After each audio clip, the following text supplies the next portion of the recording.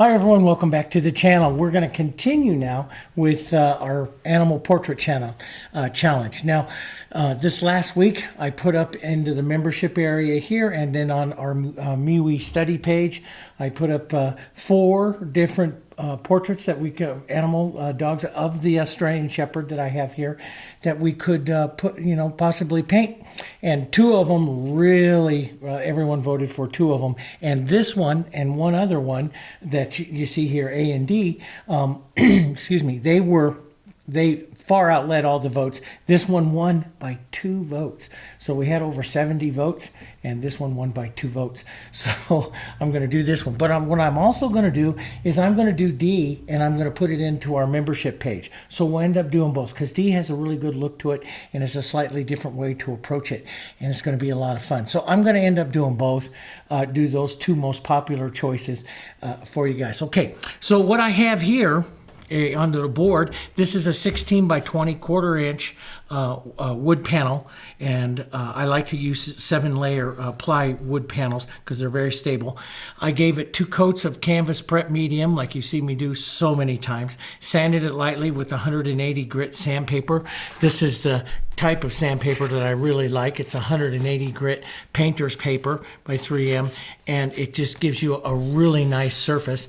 I don't like to use gessos or anything, because sometimes with the strokes, when I do the kind of painting, that your paint slides over the surface, and I don't like that. So this is the canvas prep medium. And then what I did is I took white, a little bit of medium white, and a little bit of raw umber, and just kind of very casually with a large sponge kind of worked it over the edge, so I can get just a little bit of a modeling to the background, keeping it real soft. Then you're going to go ahead and transfer your image. In the last one, the Jack Russell Terrier, I went in great detail for you, showed you how you could take it off with plastic, which is what I suggest, especially all my beginners, or even up to your intermediates, sometimes even your advanced painters.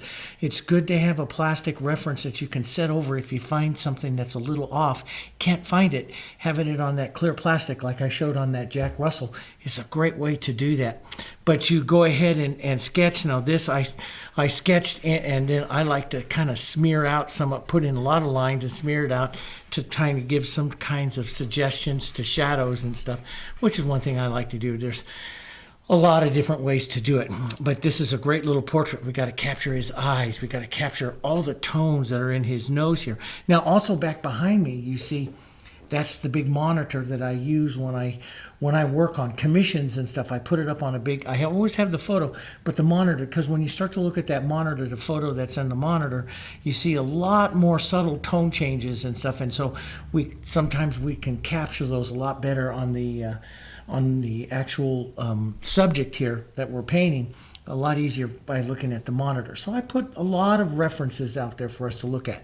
I also, over there, you can just barely see the edge, did just exactly like I did with the Jack Russell Terrier that in the first lesson. And what I did there was put it into Photoshop and made a line image of it, so you can see some of the detail. Like I showed you in the Jack Russell, you see a lot more detail in that line image than you do when you're looking at the color image. And so it can tell you the actual shape of the nostrils, and so you determine as an artist whether or not you're going to bring that out. Okay, all right, for colors, what I have here is my standard palette, but what I also did is put out some of the colors that I have in my background, which is the raw umber and the medium white and the white. Those are the colors I used into the background. I'll be using those during the painting. I'm going to show you a completely different way to approach the painting of this guy than what we did with the Jack Russell. And because I'm a technique teacher, I like to show you all different kinds of ways, and then you as the artist, you can determine some of the ways in which you like to use. But this is my standard palette. We call it Dave's Favorites for YouTube. Hansa Yellow, Diarylide Yellow, Yellow, Oxide, Naphthol Red Light, Burnt Sienna, Pine Green, Phthalo Blue, Quinacridone Violet, Red Violet, of course the medium white, raw umber, and white. This is the Diarylide Open Medium. You've seen me use that a lot. It keeps it really wet. And it's up to you whether or not you're going to use that and take it, some of the techniques a little bit, keeping them wet into wet, keeping that wet edge like we did on that Jack Russell, or you're going to go a little bit more acrylic, which I'm going to probably do today. I'm going to keep a wet edge on something. I'm going to show you a whole new way, basically, okay? It's one of the first ways that I started to approach doing a lot of portrait painting. I followed along a technique which was called the 7-layer Flemish technique. It's one of the oldest techniques in painting, and then I adjust it up a little bit for moving it into a little bit more color layer. So we bypassed the Grisaille and the dead layer, moving it up to a more of a colored layer. Works really well, especially on an animal or a dog here that is going to have, you know, a multi-coat, you know, colored coat. It works really, really well on it. And so I'm going to show you that right now, okay? Brushes I'm going to use, just to show you a different way, I'm going to use my, my filbert brushes here. I do have my flats out because I do like to use flats as well. And small brushes for some of our details, I like to use the small synthetic. This is a smaller synthetic number 4 synthetic fill. These are fusion brushes. This is a synthetic 4, a little stiffer, but I love to use this for doing details and stuff around the eyes and mouth and stuff like that. But I also have a small fusion too. The difference is the synthetic is stiffer, has a little bit more of a spring, so it'll give you more of a clear edge than what a fusion does. And, so some people really like that. I do when I get into those details. I also have my do everything brush here. You know, it's two hairs and air brush is what I call it, and I make this brush. I'll tell you about how we make it and stuff when we get going. But it's if you want to give more of a fur or the hair, individual hair look to the coats, you can use that as well. Okay, so some of the other animals I painted, the golden retrievers with you, Watson and them, you'll see me do animal hair a little different than what I'm going to do today. Watch all of those. And what you do, guys, is you take all of these techniques that I show you, you put them in here up in your library, right up here, and you pull out, and then you make your particular technique that you like to use, okay? All right. So what I'm going to do, like what I told you, I'm going to start out with kind of a Grisaille. And when I come over here and I look at that is we have some real dark areas, which were, and the photo here is kind of bluish into the photo, and I didn't want to change that too much, but I'm gonna warm up some of these colors here just a little bit. They're a little bit bluish. I'm gonna warm those up a little bit. But when I'm looking to an animal and I want to start, where do I want to really start, okay, into it? I start to look for undertones. And so you can look through here, and we have some really interesting undertones on him. And this would be like an undertone, but you can really see it right here where his hair gets the thinnest, where it's up and you can really see the hair. In bulk, it looks very dark, but out here you can really see what this hair really is. And that's one reason why I picked an umber color here. It's a little bit bluer because of the thing, but it's very much an umber, a raw umber. So this is my raw umber. So when you look at this would be his thinner, the thinner part of his hair and stuff that we can put in there. Now, if we want to match the colors on the photo, we can add just a tiny touch of blue to that. But I'm going to start out, when I do this, I generally start out, I don't make it as dark, just like we did with the Jack Russell, I don't make it as dark as I can go, and I don't make it as light as I can go. I'm going to start short, and I'm basically going to take this undertone and paint it through the dog here, and then I'll color it in a few other different areas. But this undertone is going to give a harmony to the painting. It's like doing, those of you who've studied Grisaille. If you've never studied Grisaille, go look up Grisaille. And you can see Grisaille. I paint some roses and stuff on this channel with Grisaille, where I paint them grays, values of grays first. And you'll see the Dutch painting. Go back to, if you don't know what really true beautiful Grisaille is, I did a Dutch painting, a very in-depth, long Dutch painting. There's 28 hours of lesson on this channel of that. But I start out with the Flemish technique and then Grisaille. Go right into the Grisaille of the painting, which is the Flemish technique. It's called the dead layer, but it's a black and white gray painting. Then you put the colors on top. And there's reasons why, and I explained it in those videos. But Grisaille painting is a great way for you as the artist to add harmony, because it puts a common tone underneath the animal or underneath the object that you're painting. and also lets you establish some of your lights and darks of the painting, which is one of the three main elements we really need to capture, okay? So let's start out with that. Let's take a, as a matter of fact, I'll just use this one right here as 8, or maybe I'll go up to my 10. Let's go up to a 10 here, the nice filbert here. And you can use water, you could use extender. I'm going to use water. I'm going to take some of my umber. I'm going to lighten it up a bit here.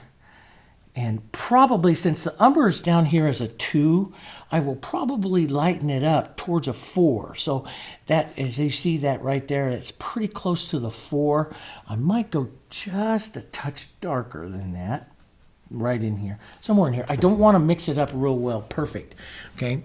And what we're going to do is we're just going to start to capture some of those areas of our animal. So I'm going to lift the pressure, and see, when I lift the pressure on this filbert here, you get up towards that point, and you can lift like this, and you get a nice little look to the hair right now. This is all going to paint up because I'm going to work a wet edge. But this helps us get an idea here for some of this, okay? And like I say, I'm a little warmer. I could add, and I'm looking at that color right there. See that undercolor right there? Not looking at this dark. I'm looking at that undercolor that you see right there. And I could make it a little softer. I can make it a little darker. You could add a little blue. That's your call as the artist. I'm going to thin this, a little more water, maybe even a touch of the medium white here. And just add a little bit of this right down that center. You can see it right in there. Do you see that? See that tone? So my eye just scans my eye. What I do is I look over to that real quick and then back up over to here. And I try to get the image close, but I don't get into a copy. Stay away from a copy mode because we've got a long ways to go and we don't want to stiffen our brush up too much right now. So I'm going to do that. Sit there and find just some of that initial movement, that soft movement where some of that shadow is there. Let's take some of this softer Grisaille color. Let's put a little bit of it up there. You'll have a little bit up there, a little bit on the side here of his nose. So I see a little mark, I see a little bit up there. You can even come into some of these light areas here. Let's just darken it down just a little bit. So think of it like a value painting here. Now, just like with the Jack Russell, some of our initial movements here, brush movements, will follow what we see as the directional movements of his hair.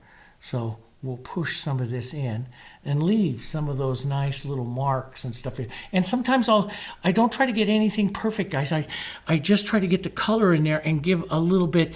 We're going to work that area. We don't want to focus down too much.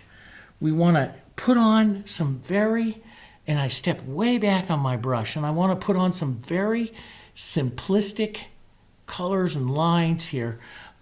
But this will help me pick out the direction. So I'm already starting to figure out what's going to be some of the directions here on my marks. I can be just a touch lighter here.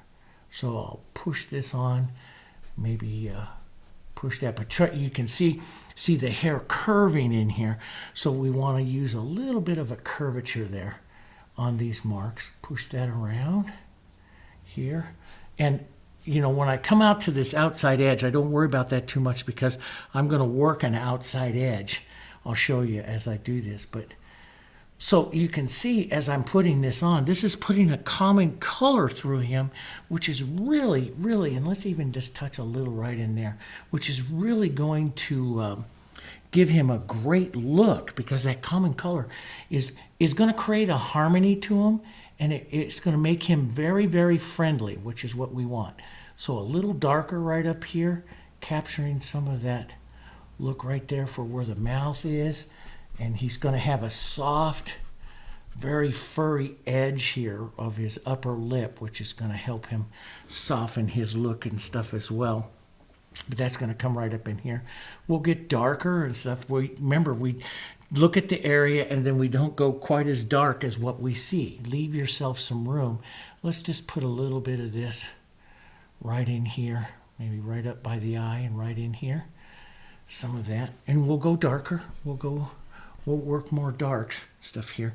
As a matter of fact, I'm going to go darker one more time through here. I'm just lightly kind of finding. And this is a great way to do this because it starts to let you find the shapes in each of the areas that you want to use on him, okay, without going too far here. So we'll capture a little bit of this movement down here, just the idea. And again, we'll do this again darker and we'll actually create the hair. But do you see, I don't know if you can see that tone right in there. Do you see that? You have the darker tone and then you have that tone working in here. And that's what my eye is seeing. And that's the tone we're capturing with this layer. So we don't go as dark as we can and we don't go as light as we can. We just start, so it gives us some room to make some changes. Now, so I like that, and maybe you can have a mark or two here, but overall he's going to go darker. We'll put those other details in a little later. But let's go a little darker, not quite pure, just a little bit of white into it, or you can warm it. You get a nicer, warmer color. See how it's a little warmer? That's a little cooler looking, a little warmer with the medium white because the medium white has a bit of yellow in it. But let's go a little bit darker, not quite as dark as the umber itself, but a little darker here. And let's find some of our movements that are going to be into the shadows here of this. I painted for many years, probably 15 years, using these types of Grisaille, variations of Grisaille techniques first before I painted anything. And you'll see artists use it a lot. Some artists will do a red underpainting or a burnt sienna kind of underpainting, you know, as they kind of finding the shapes and stuff of elements. You know, but not jumping right into the coloring of the painting first. And this allows you, now why would you do this as a color? Because when your eye starts to see color, your eye starts to compare color and everything. Right now, I'm just comparing value, not hue, just value and the stroke itself. So I can get a little bit more accurate with my working of my objects here by staying Grisaille first.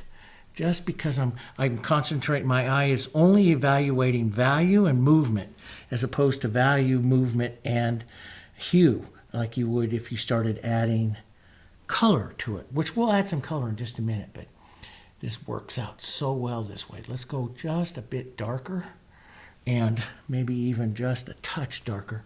We're going to work his eyes and stuff pretty soon because I really want to see this guy. But we'll come up, we'll grab some of this, pulling around. Now, I really want to get that eye socket in here, so I'm a bit large, but I don't worry about the details right now. I'm worried about basically just getting some of that value in there. What value am I looking at and working at? Not getting the color exactly. And so, and concentrate on the shape. Concentrate on finding the brush calligraphy of him for his face. And this is a great way to do it because you start to see him that way, see? And so let's come down here. Let's get this nice shadow. And look where it is. It's pulling almost across his face here. So, and you can blur it in a bit here. Now, and I should mention this because I don't mention it very often. Okay, in this, I'm going to stop here and just mention this for a second. You see me use my hands all the time, okay? I'm an old oil painter. If you're painting with oils and stuff like that, never do that. Never touch your paints.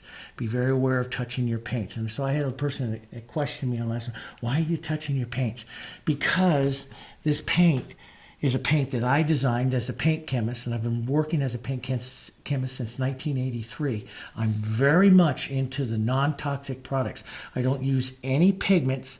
For example, PO20, which is your cadmium orange. That's a heavy metal. That's a cancer-causing agent.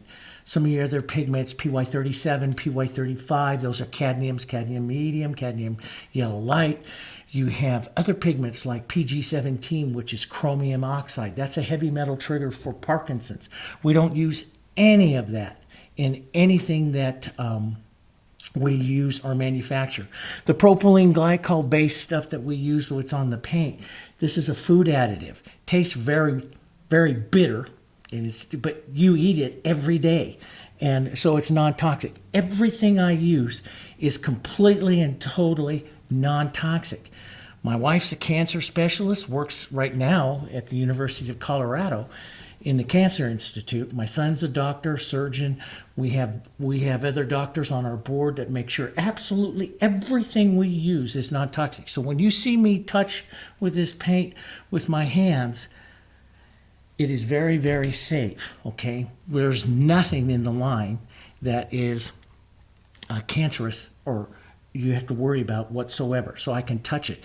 But if you have a different type of acrylic or a different type of oil or something like that, check with your manufacturer and always make sure. But I can touch this, as much as I want because everything here is safe, okay? All right. So, and I make it that way, and I've done it that way for years, okay? I've done it that way for years, okay? So I'm going to take a little bit more of this dark, and let's just find some of those shapes right up here.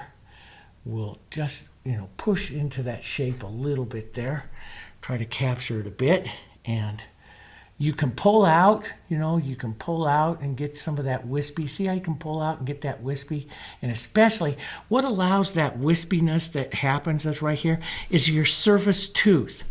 That's what gets it, is your surface tooth. So if you're not getting that little dry, wispy little edge, if you've used, that's why I don't use gessos, because of the vinyl that's in gesso. It slides, and it doesn't give me a real wispy edge. I want a matte surface so that I want the paint slightly dry, so as I pull out, I can get these little hairy, wispy edges if I want to have that, see? So it's easy, just by lifting the pressure on my brush, to get this little hairy, wispy edge. And that's all controlled, probably a little too hairy there, but that's all controlled by the brush, the paint, and the surface. What's going on in the surface, okay? So if you're not getting that, maybe you need to, your paints might be a little too slick. That's what I always tell everybody. Let's darken that down a bit more.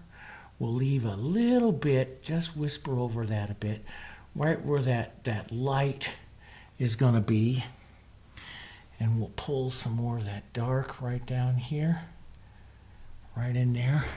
But we'll go even maybe a pure raw umber right up in here, since it is going to go very dark. We'll go a little darker right in there to help pull that back. But we'll see a bit of that image of him there. And you can see he's, his image, the working of his image.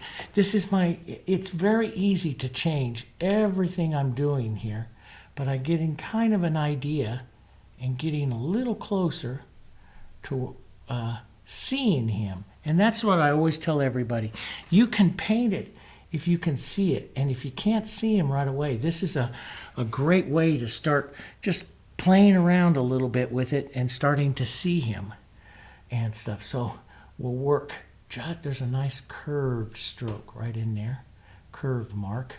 We'll put that curvature right in there. Okay, let's thin this up just a bit. Let's go right back up here in the corner of his mouth, and we'll drop that darker bit in there. Maybe blur it out a bit there, because that's going to be some other darks and stuff in there. And let's just darken that down again. Blur it out a bit here, so it's not perfect. Just lift the pressure on your brush. That's why I really like the filbert for a lot of things. And like I said with the last rose painting I showed you guys the other day or yesterday, I go to the flat and I go between the filbert. I painted the filbert for so many years, and then I painted so many videos with you here on YouTube because I was trying to change the way in which I did a lot of stuff, and a lot of my brush marks that I would paint, because I painted so many years with the filbert. And so I wanted to change it. So I switched over to do a lot of stuff with my flat. Now I've got the techniques of my flat and the filbert down. I can work on this a little bit more. So a little darker around here. We're just putting in those suggestions. I want to, we'll come up here onto his nose, and we'll put a bit of that dark right up here. This is called the philtrum on portraits, and so it's basically a philtrum on the dogs and stuff here. And we'll put a very dark, it's almost like a little comma stroke right here into the center of his nostril. Let's go ahead and put that in. And this one over here as well. They have, and like I was telling one of my students over on the MeWe group, don't forget, you can see very easily here a light plane, the shadows, or this is a receding plane, and then the light plane across there. So we have to make sure we capture that, and let's do that. And if you look at this, see how much bluer grayer it is and how much warmer it is here? Do you see that? See how much warmer and how much of that's top of this nose, which is hitting the light source. How do you tell where the light's coming? Look at his eye. The light's coming here from the left, about middle, hitting him here. So you're going to expect that light here. But if we mix up that with white here, this Grisaille kind of color here, and let's get a medium value here someplace, right around like this here, you'll see it's a little bit grayer than when it does in just a minute when I do the warmer. Now we're going to add a little bit more blue to that. This could probably go just a touch darker. So, but I'm going to, and this is what I like, this modeling of the color. Nothing perfect right now, but just get that in. And let's just come across the top of his nose here. And then you'll see a little more dark. So, and this isn't exactly the color, not yet, guys. This is just giving us a value, a close. We'll adjust this color. We'll adjust the actual hue of it in just a little bit here. And then we'll go warmer as we go down towards the front of the nose. So I'll use maybe this medium white. You can even add like maybe a touch of the burnt sienna here, which will get you closer to what that color is going to be here on the front of his nose here. Okay, now it's still a little light, so let's just add a little more raw umber and burnt sienna here, and we'll pull that in just a bit. But you can see now, you start adding that burnt sienna, how much that's going to go. And again, we're not perfect. Let's take a little dark. Let's find a few more little shadows here underneath. Not perfect. This is my first look, my first step. And the one thing to remember as you're developing this and maybe incorporate this into your techniques, the one thing to remember is that you never do anything that's just not easy to change. So because we're at the first parts of the painting, and this has to maintain its ability to change, its ease of changing. Otherwise, if you go too far and it's too hard to change, that'll lead to frustration and stuff. Now I just cut out some of that roundness of his nose, so I want to push that back in. Always look for the roundness in his nose and stuff. Getting that nose correct is going to be very important to this guy. Very, very important to this guy. Let's take some of this color that I see, and we'll just put a little bit of that in here. And then you can see that pinkish, some of that burnt sienna kind of color right in there. We'll do more, but let's just add a mark or two of it right now, right in there. See the difference?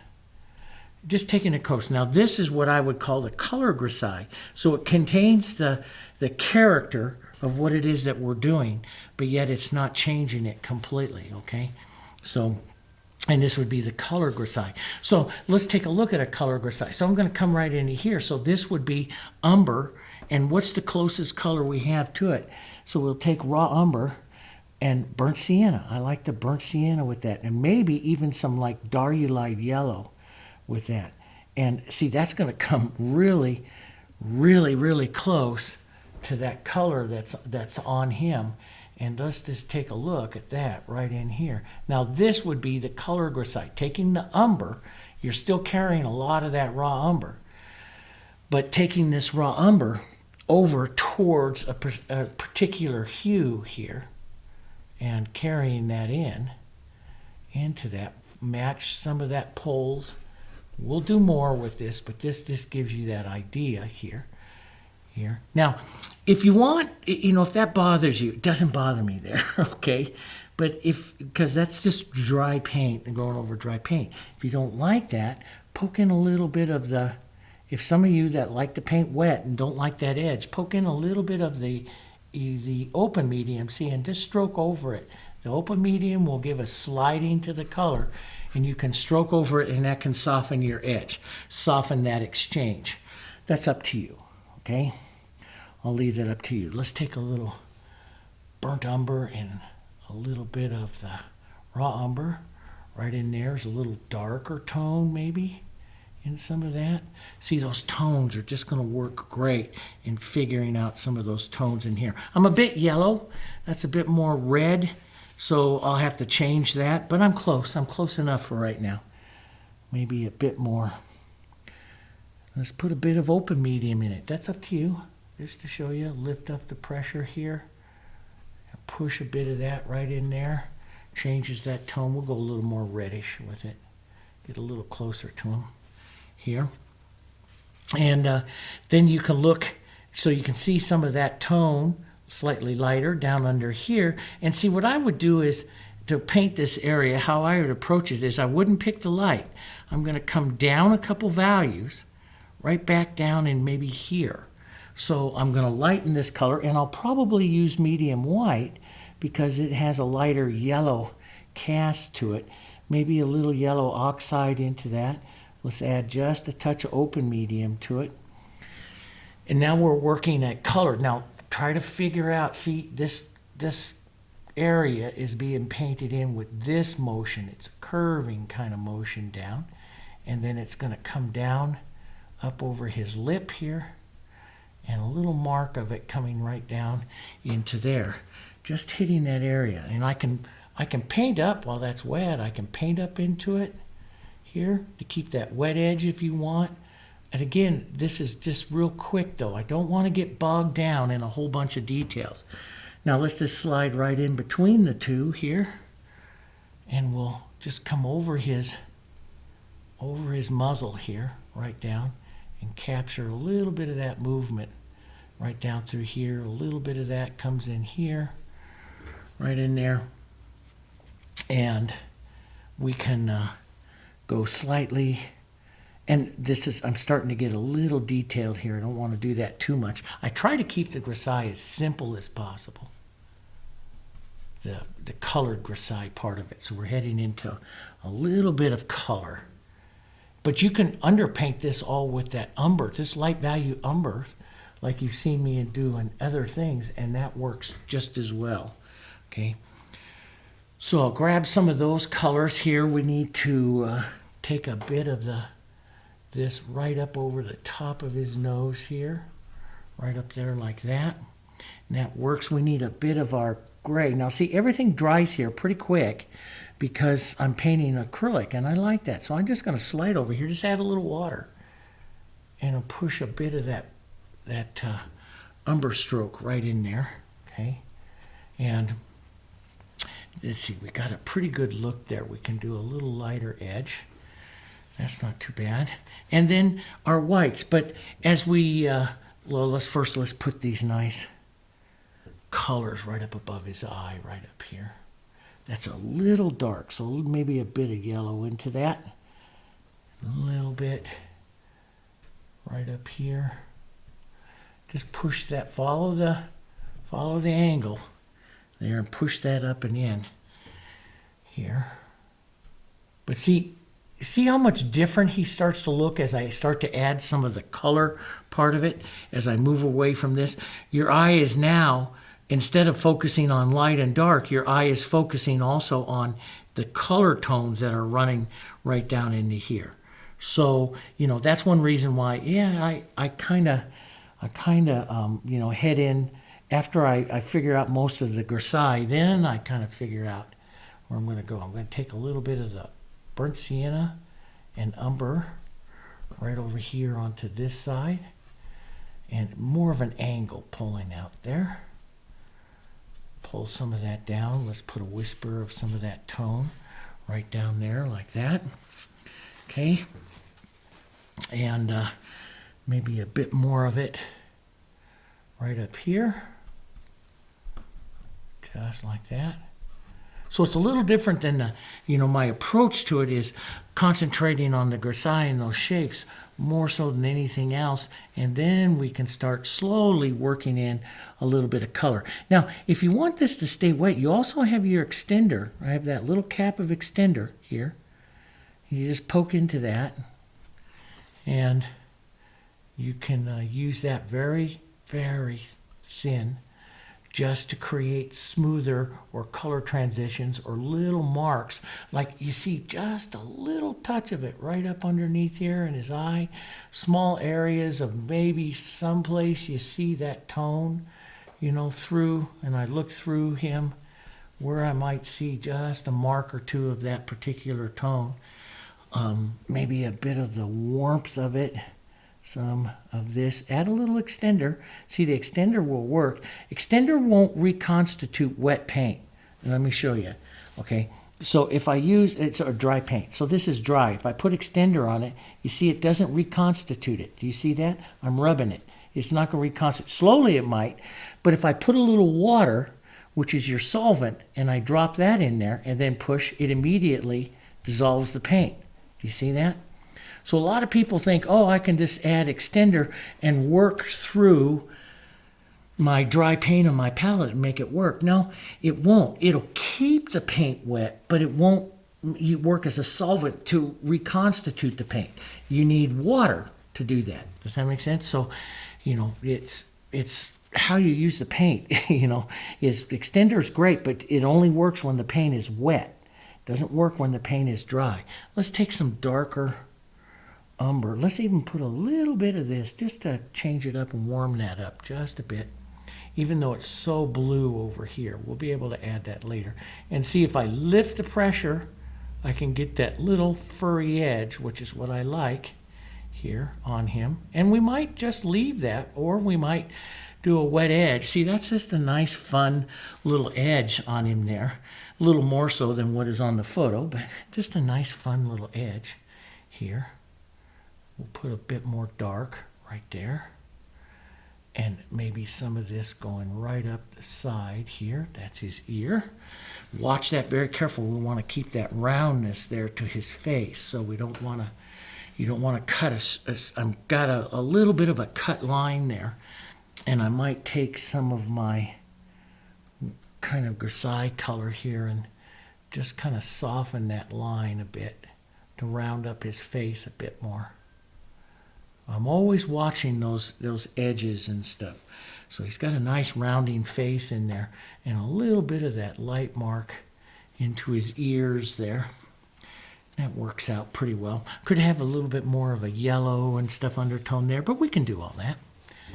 We're professionals. We can do that. Now I'm going to switch over to a medium white, and let's add even a little open medium.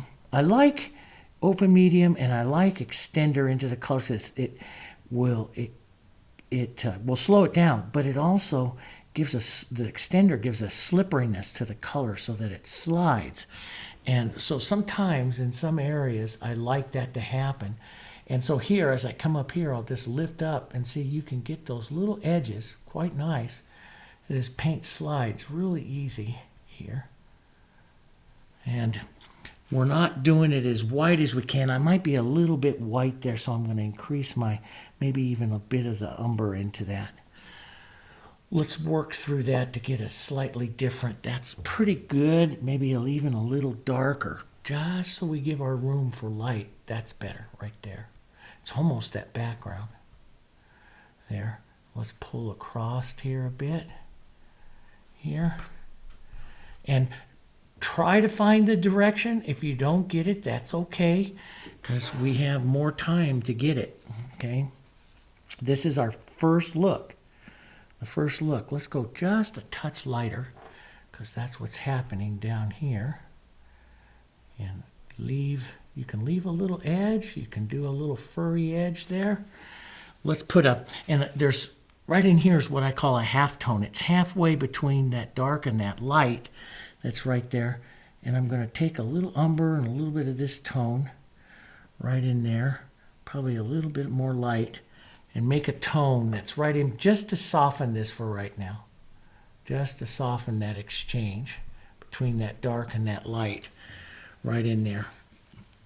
And I can work on that more. I'm going to work a lot more halftones. A lot more halftones. But let's get back to maybe an umber with a little bit of this color in here. So we just kind of fill in just a few of these areas. And back up to a softer gray, more of a gray.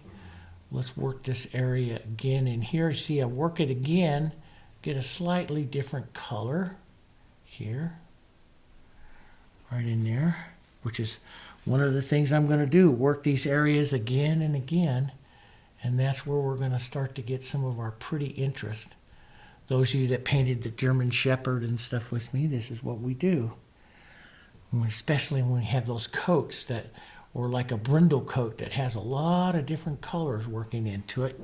Go back and forth several times. Okay, so that's closer. I'm missing a couple of nice marks that I really need, a little darker.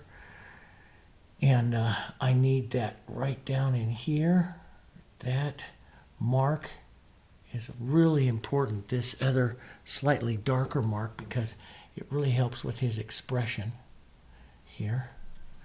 Let's do that again. This one reason why I don't like too much wet on wet, see that's very wet, because I added that open media in there, so it's going to stay wet. Now I like sometimes that transitional look, but it's harder to paint it sometimes because the color will disappear as you touch it a little bit more. Whereas if you see, I touched it again and it gets softer.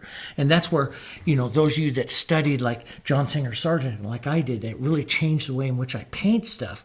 Sargent always says, your most power is your first stroke. And that's why he says no color passage should be stroked more than 3 times. And, and that's why in some of my classes, I really drill my students into 1, 2, 3.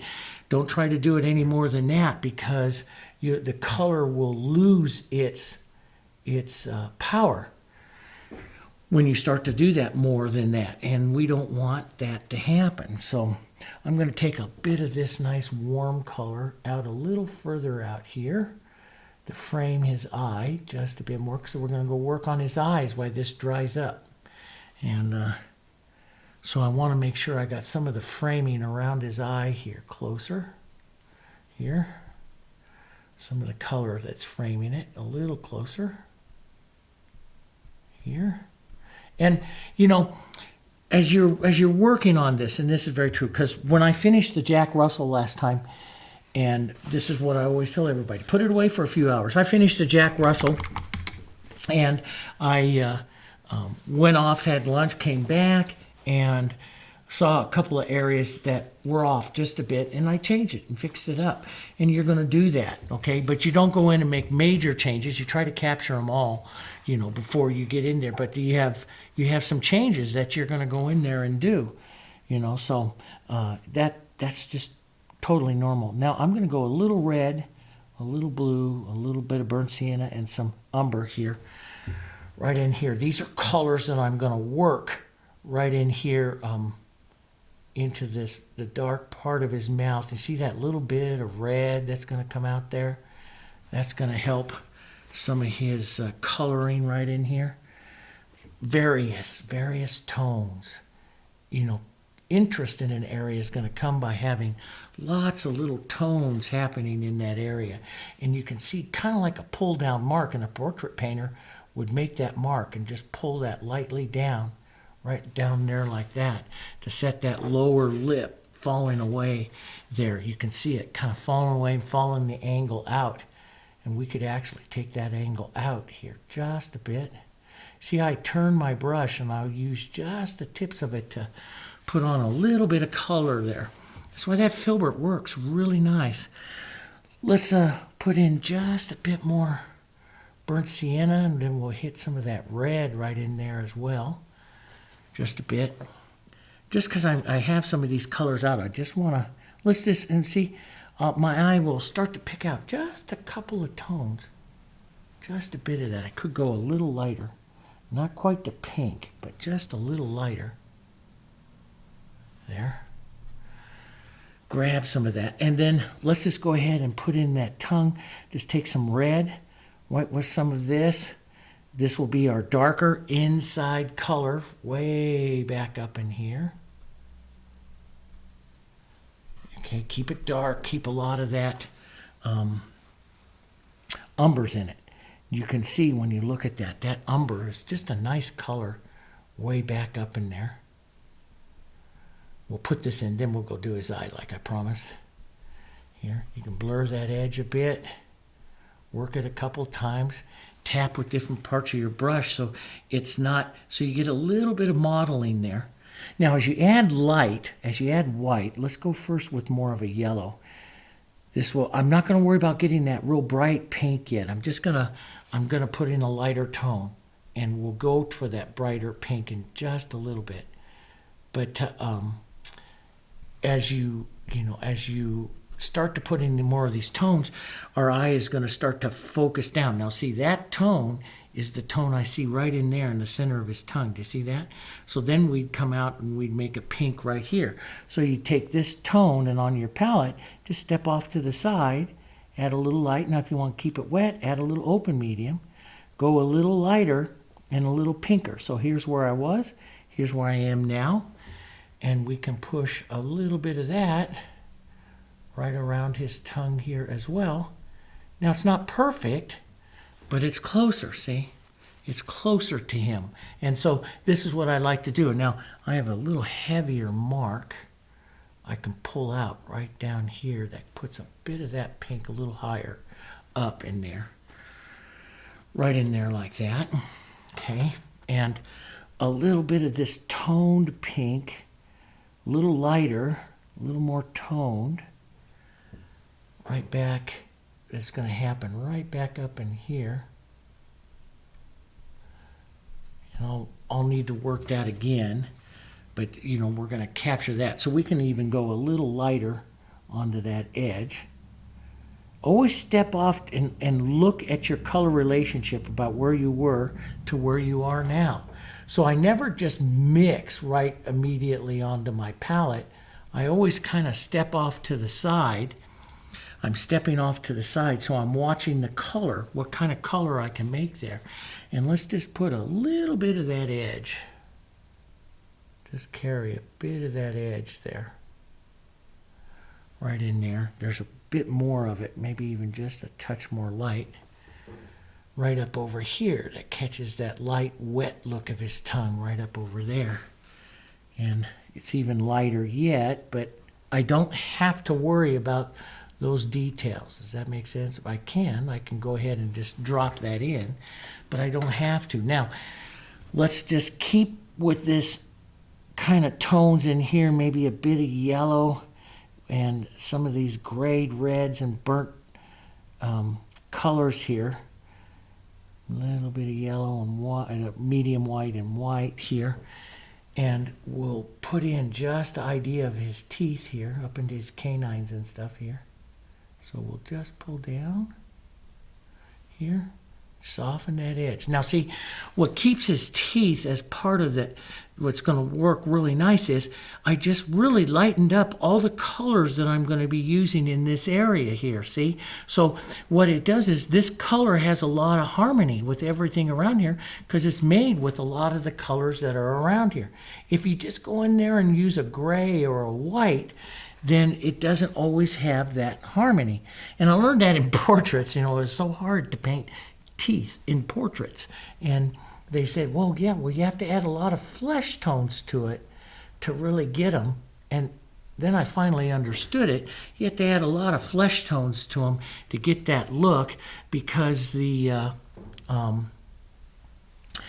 flesh tones will give a better harmony. Otherwise, the teeth just look stuck on. So you want to get some of those flesh tones. Now I can put some light in there. Matter of fact, let's just go a little lighter. Why not? I'm supposed to be up there on the eyes. Who's letting me go off my plan here? Just so we can get focused in on teeth here. I can put a little bit more light, but I don't want to get rid of all of that medium tone in there. See, that's gonna give him that nice look there that we want to have.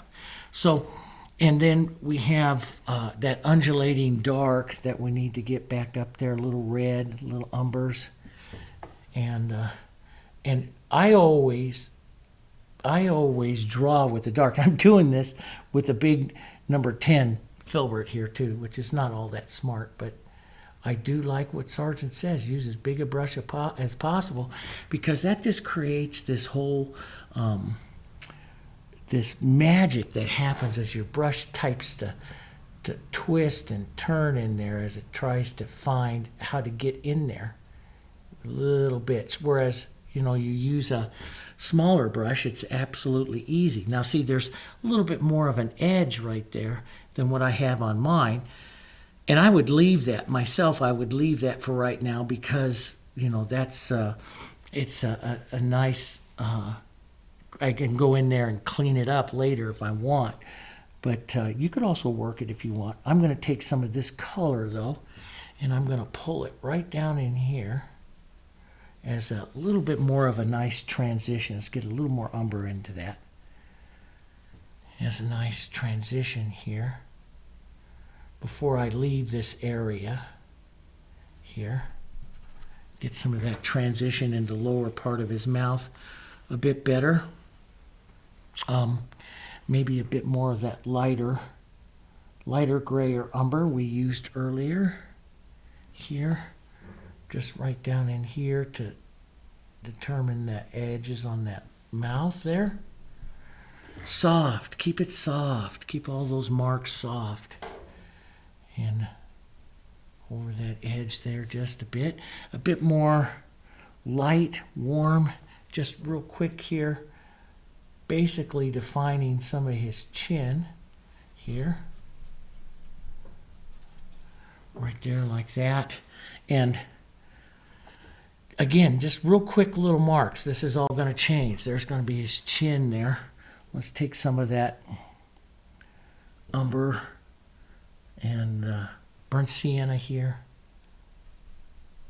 right up to that edge, and right up here by, and try to find, let's lighten this up here, try to find a nice little shadow. Let's put a little extender in here, thins it out. I'm really looking for a tone that I can kind of shadow his chin down in here. Right, and then I'll put the lights and stuff back, but see, that pops his chin out, and you know, it's that tone that's coming right down here. So we'll just pop his chin out a little bit. We'll work some more on this, but we just come close, right? We try not to make a perfect painting the first time through. We take it closer, and the next layer we take it closer, and the next layer we take it closer. So, and he's rough, he can be smoothed out a little bit, that we can all do, but I want to go in here, and I'm going to rinse that brush out for right now, and I'm going to work his eyes. Now, his eyes are, you know, like I say a lot of times, I like to put a glowy color underneath and then paint it down into position. So, and he's got real dark centers of his eyes that I'm going to put a warmth in first. I like to do this. I started doing this a few years ago. Even though I'm going to put that dark in, I always like to have that burnt sienna kind of warmth, and it's a nice transition to the lighter part of his eyes here. We'll give him this nice little starry look here for right now. And I'm going to put, let's use a little burnt sienna and a touch of umber here. And let's put it in real dark. This is his upper eyelid here, or right up under his upper eyelid, heading into the eye shadow here. So it'll make a nice transition. A little umber and that color there. I don't want to go down too far because I want to put the glowy part of that eye in before I put the burnt sienna part. Let's go in here with some Diarylide. That is whenever I do a lot of yellow-eyed dogs and stuff, I do like sometimes to start out with, well, most of the time, to start out with the Diarylide Yellow, even though it's a little brighter than what you see, because I'll put the brightness in and then I can paint it down into position. So I always like to start a little brighter. Now over here it's not where near that bright, but I'll paint it down into position. That's where I like to see. So now I have that, so Diarylide Yellow, it's brighter than what you see over there, but you know, you can leave just a little bit of it there. And now let's go raw umber. And one reason why, because this keeps his eyes in harmony with the rest of the colors that we see on him. So let's just round up that pupil with just a bit of raw umber. And if you can, leave just a mark or two of that burnt sienna sitting in there so they catch a little bit of the warmth of it as well. Okay, just a bit of the warmth. And I can restate that just a bit more here. And right up here, that shadow up above his eye, just a bit. Now, these upper lids, now see, I cut across there, which gives him more of a worried look. See how he's more excited? Because that line is too straight. When that line is too straight, he's going to get a little worried. Well, maybe he is worried that this painting won't work. But so how do you correct that? You use correcting paint. We're going to go back to and I'm going to, the Diarylide is a semi-transparent color. So now I got to correct that. And the Diarylide semi-transparent color, it won't correct it. So I'm going to go back up to some yellow oxide or yellow oxide with a little bit of light into it. Get rid of some of that water. That's going to thin it out too much. Yellow oxide, Diarylide, a little bit of white. I want the intensity of Diarylide. I want the coverage. It's an opaque color of the yellow, and the light just also helps it opaque just a bit. And I'm going to come in here and correct that arch just a little bit here. Correct the roundness into that part of his eye. So I open up his eye just a bit more, and even maybe even take some yellow oxide and some of that sienna here and tap some of that in, because see that that Diarylide just does not cover up well once you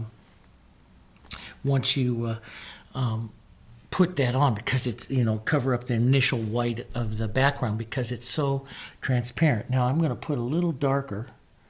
Let's go a little umber. Let's go a little darker here. And we can also crisp up that side of that pupil just a bit more there. And I'll start looking now as I'm going to put this on. Let's go a little bit more. I'll start looking. You can see the color a little more crisp down that side. So maybe we give it a little more of an edge, a little more rounding look to that pupil there. A little bit more of an edge there. As I take it a little closer and a little closer to the image, to my here that I want. I want it over here a little softer though. Okay. Now, yay.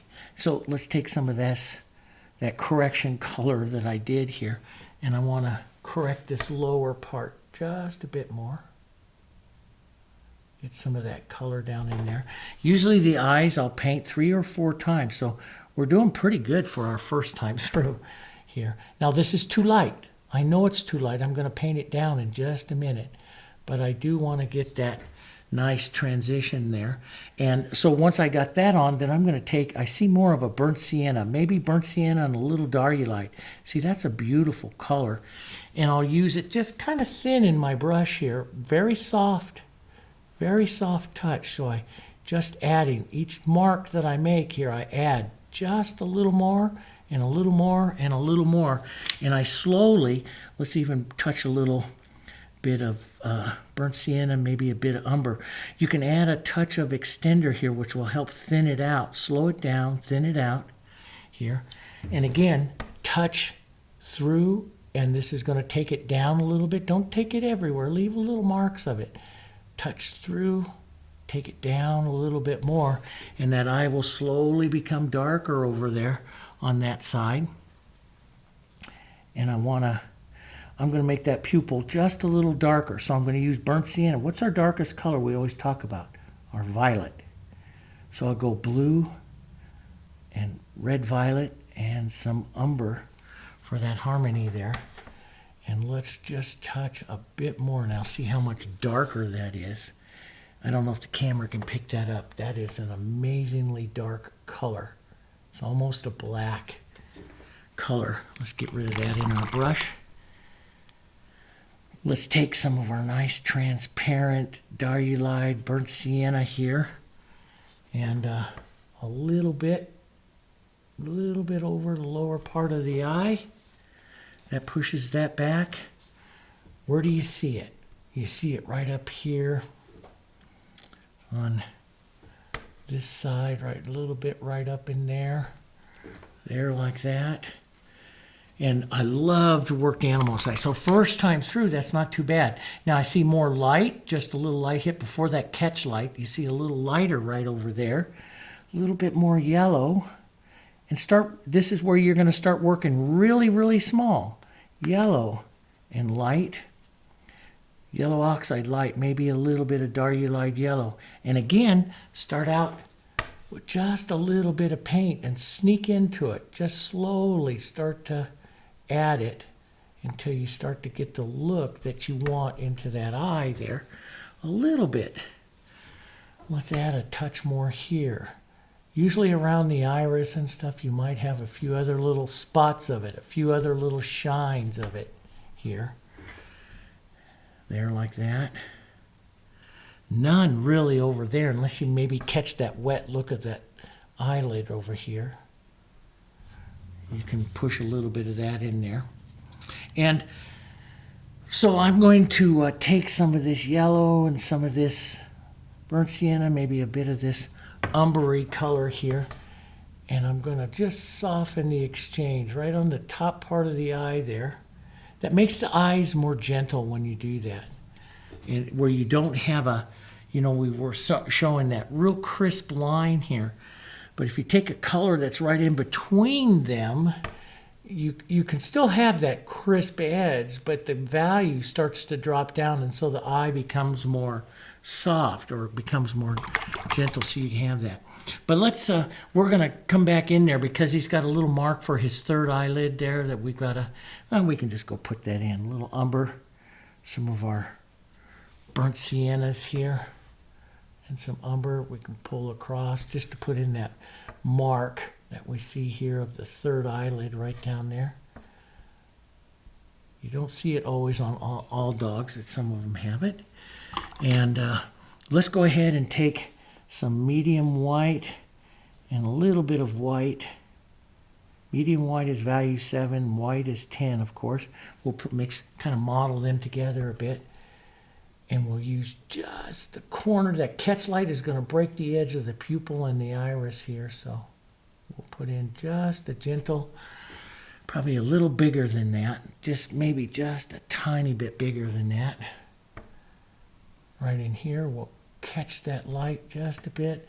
A little softer, a little grayer because it's over on the shadow side there. So we'll gray down just a bit. And that catch light again is going to break almost the iris right there. That's a little light, just a touch light. So a little bit of gray into that. There, catches that. Yeah, so for the first round, there's our first round in on it. We can take a bigger brush here. Let's just add some medium white and a little extender here. Some of these colors, this will give us good harmony.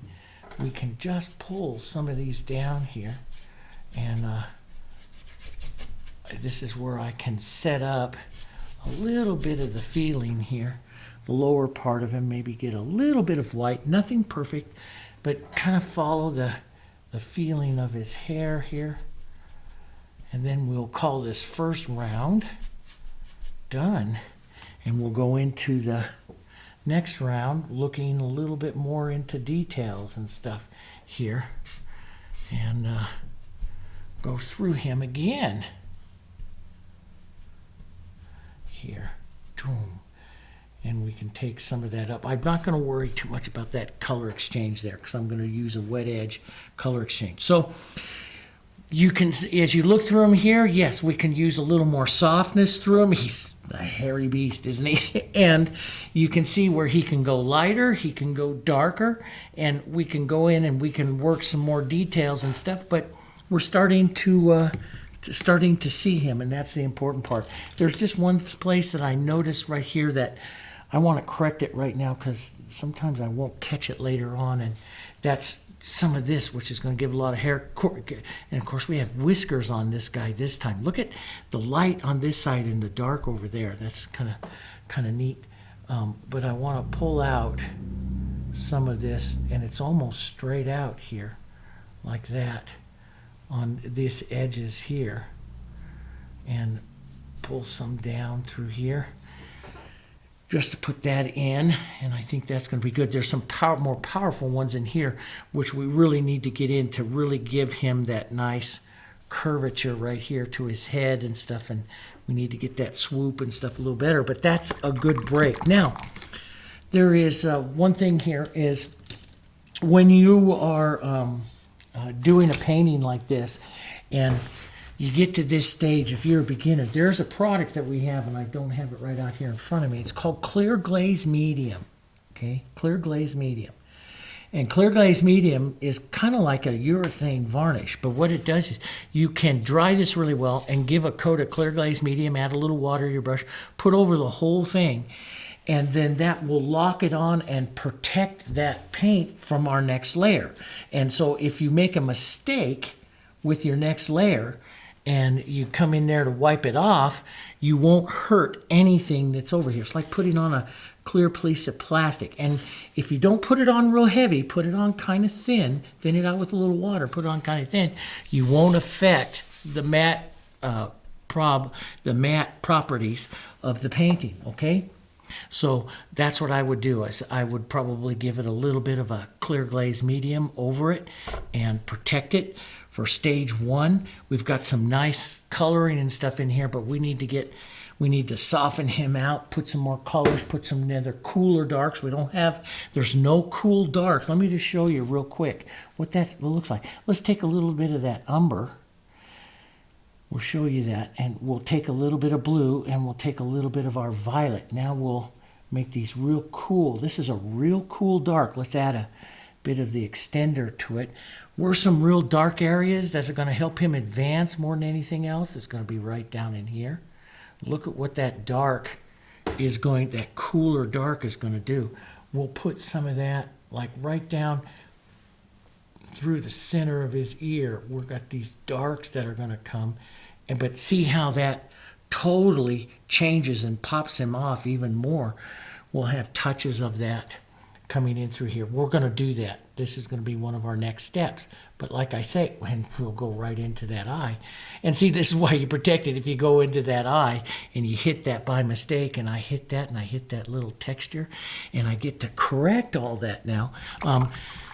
But if you get it too much or you make a mistake with it, you can take it off and protect your painting. And that's something that I did as an artist in my first 25 years of painting. I did it all the time. I'd get it to a certain stage and I'd give it a coat of clear glaze medium to protect it before I moved on. And it saved many a painting for me, many a painting, okay? So with the next video, I'm gonna break this up into a couple videos for you, and I'm gonna go take a step photo of this one at this time, okay? And so with the next video, we'll put on some more details. We'll darken our darks, lighten our lights. We'll soften some of our color exchanges, and we'll start some of our details, okay? Alrighty, so there you go so far. Those of you in the membership, I will put a step photo right here of this at this part of it. And you can go over into the community page and grab that step photo and look at it. That's where we're going. Nothing perfect, but we're on our way, okay? All right, I'll see you on the next video.